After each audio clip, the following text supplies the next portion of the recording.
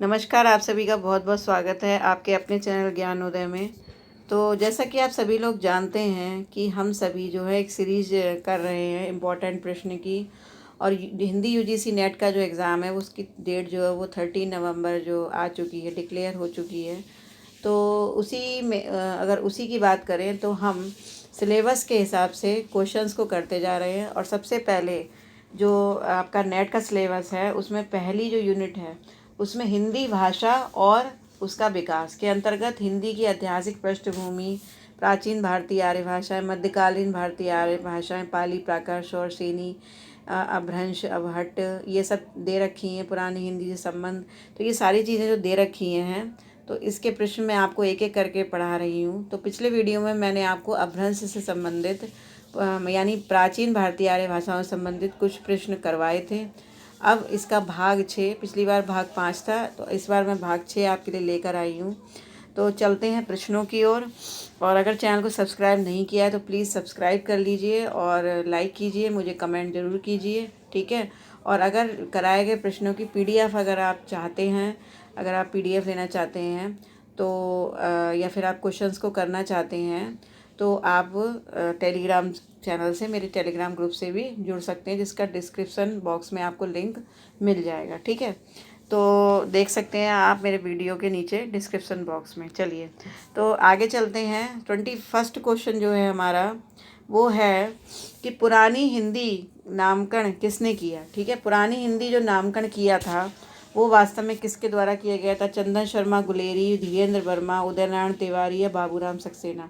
तो इसका सही आंसर, ये क्वेश्चन मैं पहले भी कर चुकी हूँ, आदिकाल के प्रश्नों में मैंने किया था आपसे। तो इसका जो सही आंसर है वो है चंद्रधर शर्मा गुलेरी, ठीक है। फिर आगे चलते हैं।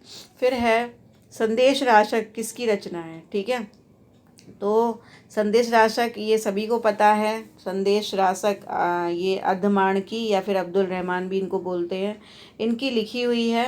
और संदेश जो इनके बारे में एक विशेष बात ये है, जो अब्दुल रहमान थे, कि ये पहले मुस्लिम कवि थे, ठीक है। ये हिंदी में लिखने वाले पहले मुस्लिम कवि थे अब्दुल रहमान, ठीक है। तो इसका सही आंसर अर्धमान या फिर अब्दुल रहमान है। फिर उसके बाद अपभ्रंश के भाषिक और व्याकरणिक रूप का स्पष्ट और सुव्यवस्थित विवेचन किसने किया? यानी देखिए, संस्कृत के बारे में आप जानते हैं, पाणिनि ने लिखा है अष्टाध्यायी में, ठीक है। लेकिन अपभ्रंश के भाषिक और व्याकरणिक रूप का जो सुव्यवस्थित विवेचन है वो किसने किया था? ये मैंने पिछले वीडियोज़ में भी आपको बताया था। ये प्रश्न फिर से मैं एक बार रिपीट कर रही हूँ क्योंकि बहुत ही इंपॉर्टेंट प्रश्न है। तो इसका जो सही आंसर ज्योतिरीश्वर ठाकुर, भोज, हेमचंद, दामोदर। तो इसका सही आंसर जो है वो इनमें से होगा हेमचंद। और हेमचंद ने लिखी थी शब्दानुशासन, ठीक है। हेमचंद की जो रचना थी वो कौन सी थी? शब्दानुशासन, ठीक है। तो ये जो रचना थी हेमचंद की, इसमें इन्होंने अपभ्रंश की व्याकरण का को जो है स्पष्ट विवेचन किया था, ठीक। तो यहाँ से आप देख सकते हैं। उसके बाद जो अगला प्रश्न हमारा बनता है वो है अपभ्रंश में कुल कितने स्वर हैं। बहुत इंपॉर्टेंट क्वेश्चन और आ चुका है पीजीटी और नेट में कई बार कि अपभ्रंश में कुल कितने स्वर होते हैं। तो अपभ्रंश में जो टोटल स्वर होते हैं, देवनागरी लिपि में टोटल 11 स्वर होते हैं, 2 अयोग भाव होते हैं। लेकिन बात करें अगर अपभ्रंश की, तो अपभ्रंश में जो है वो स्वरों की संख्या क्या होती है? 10 होती है, ठीक है। मैं आपको बता देती हूँ 10 स्वर कौन से होते हैं। ह्रस्व आ, ई, उ, ए, ओ, ठीक है। यानी ह्रस्व स्वर जो होते हैं, ह्रस्व का मतलब छोटे, छोटा आ, छोटी, छोटा ऊ, छोटा ए और छोटा ओ। इसके अलावा यही वाले फिर दीर्घ होते हैं, ठीक है। दीर्घ आ, दीर्घ ई, दीर्घ ऊ, दीर्घ ए और दीर्घ ओ, ठीक है। ये होते हैं। तो ये जो 5 मिला करके 10 स्वर माने जाते हैं, ठीक है। और ये जो बात कही है ये कही थी डॉक्टर कैलाश चंद्र भाटिया ने अपनी बुक में जो है लिखी है। हिंदी भाषा उनकी किताब है जिसका नाम है हिंदी भाषा। तो उसमें उन्होंने लिखा है कि 10 स्वर थे अपभ्रंश में, ठीक है। फिर आगे चलते हैं। अगला प्रश्न जो है, भाषाओं के पारिवारिक वर्गीकरण का आधार क्या है? रूप रचना है या फिर ध्वनि है, ठीक है। और अगले ऑप्शन आपको और बताती हूँ, या फिर इतिहास है या फिर अर्थ है। तो भाषाओं के पारिवारिक वर्गीकरण का आधार जो है, जो पारिवारिक वर्गीकरण किया है वो इतिहास के आधार पर किया गया है, ठीक है।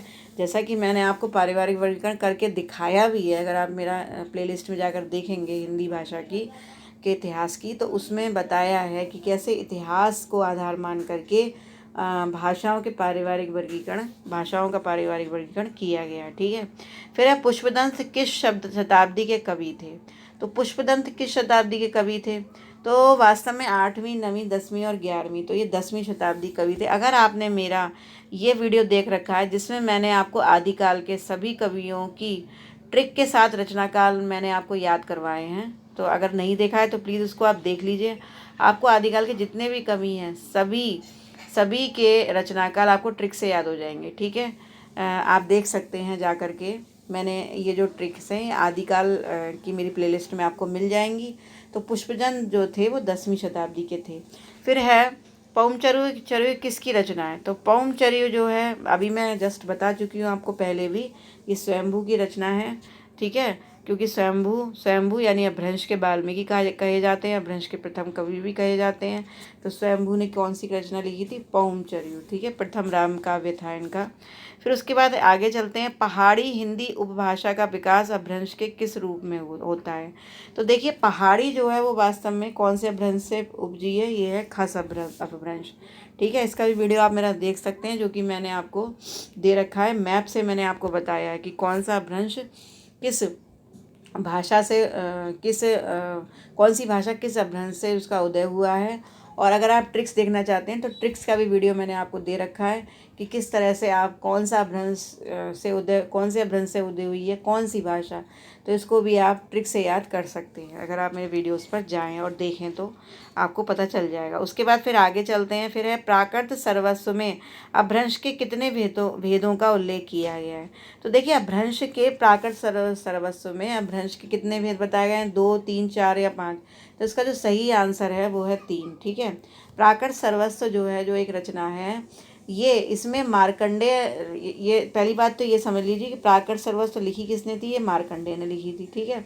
और मार्कंडेय ने अपभ्रंश के 3 जो भेद बताए हैं। ठीक है।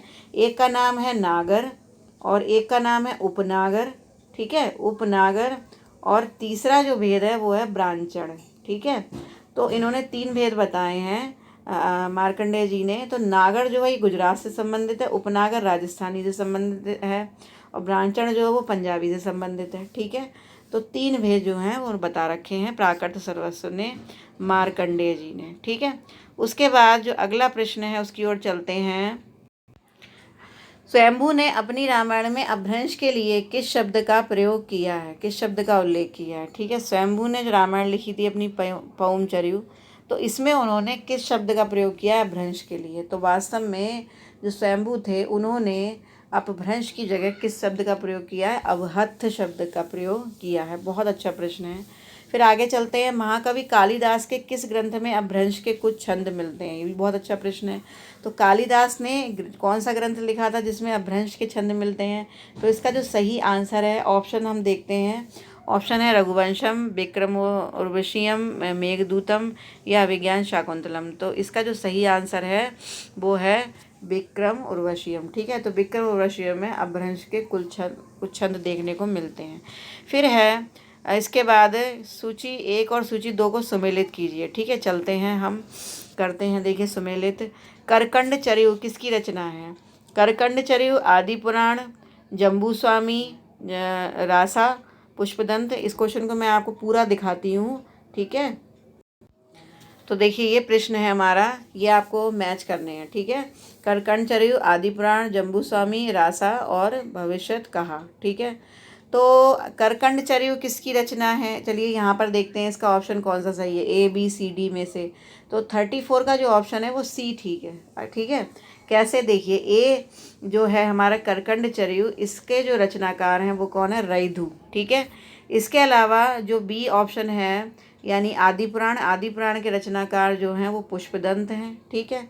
C जो ऑप्शन है उसके जो रचनाकार जम्बूस्वामी रासा के, ये जो है ये वास्तव में धर्मसूरी हैं और भविष्यत कहा के धनपाल हैं। ठीक है। इसकी ट्रिक्स मैंने आपको बता रखी हैं पहले भी, अगर आप मेरे वीडियोस में देखेंगे सभी की ट्रिक्स मैंने आपको कंप्लीट करवा रखी है, तो आप ये याद रख सकते हैं। ठीक है, कि कौन से रचनाकार हैं, जाकर मेरे वीडियोस में देख सकते हैं अगर आपको नहीं याद है ये। उसके बाद फिर आगे चलते हैं, अपभ्रंश को आभीरों की भाषा किसने कहा था। ठीक है। दंडी, भरतमुनि, पतंजलि या पुष्पदंत। तो आभीरों की भाषा कहने वाले अपभ्रंश को कौन थे? वो थे दंडी। ठीक है, दंडी ने कहा था। और दंडी ने ये कहा था आभीरा दिगिरह। मैं आपको बताती हूँ, संस्कृत में उन्होंने कहा था आभीरा दिगिरह काव्येव काव्ये अपभ्रंश इति स्मृतः। ठीक है, ये बात कही थी, आभीरा दिगिरह काव्ये अपभ्रंश इति स्मृतः। ये जो बात इन्होंने काव्यादर्श में कही थी दंडी ने। ठीक है, काव्यादर्श पुस्तक है, उसमें उन्होंने अपभ्रंश को आभीरों की भाषा कहा था। बहुत अच्छा प्रश्न है, तो ये आप याद कर सकते हैं। ठीक है, उसके बाद नेक्स्ट प्रश्न पर चलते हैं हम, अगले क्वेश्चन पर। तो देखिए, भाषा विशेष के अर्थ में सबसे पहले अपभ्रंश शब्द का प्रयोग निम्नलिखित में से किसने किया? यानी भाषा विशेष के अर्थ में सबसे पहले अपभ्रंश शब्द का प्रयोग किस में हुआ था, ये मैं आपको बता चुकी हूँ। भरत मुनि ने करा था नाट्यशास्त्र में। ठीक है, लेकिन बात ये आती है कि भाषा विशेष के अर्थ में किसने किया था। ठीक है, तो प्रमुख भाषा के रूप में जो है ये किया हेमचंद, चंड या फिर स्वयंभू या फिर सरहपा। तो इसका जो सही आंसर है वो क्या है? वो है चंड। ठीक है, 36 का आंसर है चंड। वास्तव में भाषा विशेष के अर्थ में अपभ्रंश शब्द का प्रयोग चंड कवि ने किया था। और चंड कवि ने कौन से पुस्तक में किया था? इन्होंने लिखी थी प्राकृत पैंगलम। ठीक है, प्राकृत पैंगलम इनकी लिखी हुई है, उसमें उन्होंने अपभ्रंश शब्द का प्रयोग सबसे पहले भाषा विशेष के अर्थ में किया था। फिर आगे चलते हैं। फिर है अपभ्रंश का सबसे बड़ा व्याकरण निम्नलिखित में से कौन सा है? अपभ्रंश का जो व्याकरण है वो किसने लिखा है सबसे बड़ा? ये मैं आपको अभी भी बता चुकी हूँ, पहले भी बता चुकी हूँ। शब्दानुशासन जो कि हेमचंद का लिखा हुआ है, इसलिए अपभ्रंश का सबसे बड़ा व्याकरण माना जाता है। ठीक है, फिर है विष्णु धर्मोत्तर पुराण में अपभ्रंश भाषा के लिए किस शब्द का प्रयोग किया गया? बहुत अच्छा प्रश्न है। तो विष्णु धर्मोत्तर पुराण जो है उसमें अपभ्रंश भाषा के लिए अबहठ, अबहठ, अबहंस और अपभ्रष्ट, इन चारों में से कौन सा ऑप्शन सही है? तो इसका सही आंसर क्या है? अपभ्रष्ट है इसका आंसर। ठीक है, इसका आंसर क्या होगा? अपभ्रष्ट इसका आंसर होगा। अपभ्रष्ट शब्द का प्रयोग किया गया विष्णु धर्मोत्तर पुराण में अपभ्रंश भाषा के लिए। ठीक है, फिर चलते हैं नेक्स्ट प्रश्न पर। तो हमारा नेक्स्ट प्रश्न जो है वो है निम्नलिखित में से किस विद्वान ने अपभ्रंश को देश भाषा माना है? ठीक है, अभी देखिए बहुत सारी चीज़ें आई थी। आभीरों की भाषा किसने माना? भरत मुनि ने माना। ठीक है, और बहुत सी चीज़ें मैंने बताई हैं आपको, लेकिन यहाँ पर है कि अपभ्रंश को देश भाषा किसने माना है। ठीक है, तो ग्रियर्सन ने माना, कीथ ने, याकोबी ने, या फिर जम्बू स्वामी ने।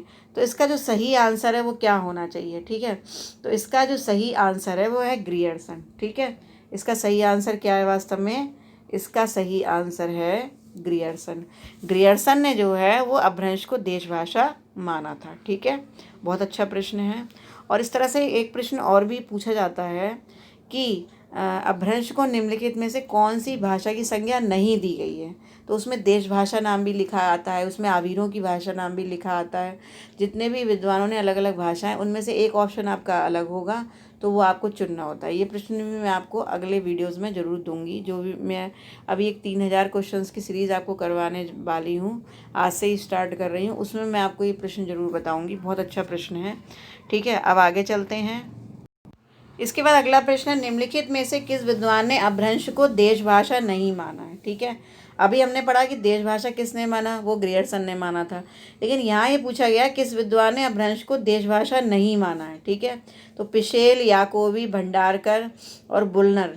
तो इसमें से सही आंसर है वो है याकोबी। ठीक है, तो याकोबी ने देश भाषा, इन्होंने कहा भाई ये देश भाषा नहीं हो सकती। ठीक है, तो ये बात किसने कही थी? याकोबी ने कही थी। फिर है अब देखते हैं याकोबी ने और क्या क्या कहा। ठीक है, देखते हैं याकोबी के अलावा और भी कौन से विद्वान हैं। निम्नलिखित में से किस विद्वान ने अपभ्रंश का संबंध आभीरों तथा गुर्जरों से माना है? देखिए प्रश्न में थोड़ा अंतर है। अगर आपसे ये पूछा जाए कि अपभ्रंश को आभीरों की भाषा किसने माना, तो आप क्या कहेंगे? भरत मुनि। लेकिन अगर आपसे ये पूछा जाए कि निम्नलिखित में से किस विद्वान ने अपभ्रंश का संबंध आभीरों तथा गुर्जरों से माना है, ये प्रश्न अलग हो गया। तो इसका जो सही आंसर होगा वो होगा डॉक्टर कीथ। ठीक है, डॉक्टर कीथ ने अपभ्रंश का संबंध आभीरों तथा गुर्जरों से माना था। फिर अगला प्रश्न है निम्नलिखित ग्रंथों और उनके रचनाकारों के साथ सुमेलित कीजिए। अब इसको चलिए सुमेलित करते हैं। ठीक है, तो सुमेलित करने के लिए मैं आपके सामने ऑप्शंस मैं बताती हूँ आपको। तो ऑप्शंस हैं, देखिए सबसे पहले कुवलयमाला कहा, महापुराण, पौमचर्यु, संदेश राशक। इसमें से कई मैं आपको पहले भी बता चुकी हूँ, तो इनको चलिए मिलाते हैं। तो इसका सही ऑप्शन जो हमें दिख रहा है वो होगा वास्तव में डी। ठीक है, क्यों है देखिए। तो ए है कुवलयमाला कहा, तो कुवलयमाला कहा किसकी है, उद्योतन सूरी की है, तीसरा ऑप्शन। महापुराण किसकी है, ये भी आप पढ़ चुके हैं, पुष्पदंत की है। ठीक है, ये हो गया। पौमचर्य स्वयंभू की है, संदेश राशक अर्धमाण की है, ये मैं अभी सब आपको बता चुकी हूँ। तो ये ऑप्शन सही हो गया। ठीक है, और अगर आपको नहीं याद है आदिकाल की जितनी रचनाएं हैं, ये जो रचनाएं आपको ट्रिक्स के साथ नहीं याद है, तो आप मेरे आदिकाल के वीडियोज़ में जाके इन रचनाओं को और इनके रचना कालों को दोनों को ट्रिक से याद कर सकते हैं। ठीक है, उसके बाद फिर आगे चलते हैं। फिर है मध्य देशी या शौर्षेनी अपभ्रंश को उस समय की निम्नलिखित में से कौन सी भाषा मानी गई है। ठीक है, माना गया है। तो अब ये बताइए, मध्य देशी या शौर्षेनी अपभ्रंश, यानी शौर्षेनी अपभ्रंश को मध्य देशी अपभ्रंश भी कहा जाता है। तो अब इसमें ये पूछा है कि उस समय निम्नलिखित में से कौन सी भाषा माना जाता था। ठीक है, तो ये बड़ा अच्छा प्रश्न है। तो इसका जो सही आंसर है, देखिए दो ऑप्शन हमारे सामने हैं, मैं बाकी ऑप्शन बताकर क्या करूँ आपको, मैं आपको यहीं बता देती हूँ। इसका जो सही आंसर है वो है परिनिष्ठित भाषा। ठीक है, परिनिष्ठित भाषा जो है वो माना गया है शौर्षेनी अपभ्रंश को। ठीक है, उसके बाद 44 क्वेश्चन पर चलते हैं। 44 क्वेश्चन है, अपभ्रंश साहित्य का पहला संपादक इनमें से कौन है। ठीक है, ये भी बड़ा अच्छा प्रश्न है। तो देखिए, अपभ्रंश साहित्य का सबसे पहले जो संपादक थे वो थे डॉक्टर ग्रियर्सन या फिर पिशेल, नामवर सिंह या हरदेव बहारी। आपको मालूम है ज़्यादातर पहली जो बात होती है वो ज़्यादातर जो है फॉरेनर ही करते हैं। ठीक है, जैसे आपसे पूछा जाए कि सबसे पहले इतिहास किसने लिखा था, तो आप किसका नाम लेते हैं, गारसा दत्तासी का नाम लेते हैं। ठीक है, ऐसे ही अगर हम बात करें अपभ्रंश साहित्य का पहला संपादक कौन था, तो ये कौन थे, पिशेल थे। ठीक है, पिशेल ने जो है, पिशेल वास्तव में अपभ्रंश साहित्य के पहले संपादक थे। उसके बाद फिर आगे चलते हैं। धनपाल कृत भविष्यत कहा का संपादन किसने किया, डॉक्टर पिशेल, डॉक्टर ग्रियर्सन, डॉक्टर याकोबी या डॉक्टर मैक्समूलर। तो इसका जो सही आंसर है वो है डॉक्टर याकोबी। ठीक है, डॉक्टर याकोबी जो थे उन्होंने धनपाल कृत भविष्यत कथा का संपादन किया था। बहुत अच्छा प्रश्न। फिर आगे चलते हैं। अपभ्रंश का प्रथम प्रबंध काव्य कौन सा है। ठीक है, अपभ्रंश का प्रथम प्रबंध काव्य स्वयंभू, ये मैं आपको बता चुकी हूँ। देखिए, अपभ्रंश का वाल्मीकि किसे कहा जाता है, स्वयंभू कहा जाता है। अपभ्रंश का प्रथम कवि किसे कहा जाता है, स्वयंभू कहा जाता है। तो वास्तव में अगर, लेकिन क्वेश्चन यहाँ कंफ्यूज कर रहा है। क्वेश्चन ये पूछा गया है अपभ्रंश का प्रथम प्रबंध काव्य कौन सा है। ठीक है, तो यहाँ ये इसका आंसर स्वयंभू नहीं होगा। ठीक है, आप ये माने कि स्वयंभू इसका आंसर है, नहीं है। इसका जो सही आंसर है वो है धनपाल कृत भविष्यत कहा। भविष्यत कहा जो है ये प्रबंध काव्य था और अपभ्रंश का प्रथम जो है प्रबंध काव्य था। ठीक है, उसके बाद नेक्स्ट क्वेश्चंस पर चलते हैं। तो सिद्धों की अपभ्रंश रचनाओं का संपादन किसने किया। इसके बाद नेक्स्ट क्वेश्चन पर चलते हैं। सिद्धों की अपभ्रंश रचनाओं का संपादन किसने किया था, ये भी बहुत अच्छा प्रश्न है।